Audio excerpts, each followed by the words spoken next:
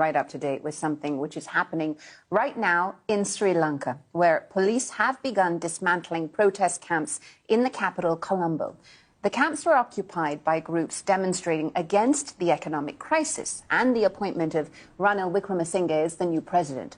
He swore his oath of office on Thursday and promised to restore peace and order. Well, we can cross live now to our correspondent, Anabarsan Ethirajan, who's in the capital, Colombo, for us and has been watching this situation unfold from the beginning. You know, Anabarsan, just in the last couple of hours, we've seen these developments taking place. What's the situation like there right now? Is it still as tense as it was a few hours ago? Dramatic developments in the last few hours, and we saw hundreds of soldiers. They came in two different directions, and then 50 meters from where I'm standing now, they pushed all the protesters away, dismantled the tents, and they were quite aggressive. Even in fact, about 10 meters from where I am now, there are two armored personnel carriers full of soldiers. People are not allowed to cross into this area.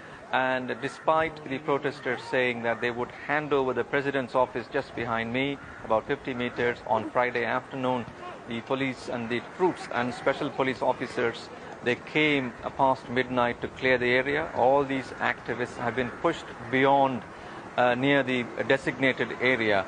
And the situation is tense, and people are shouting slogans, and there is a lot of social media campaign mobilizing more protests in the morning.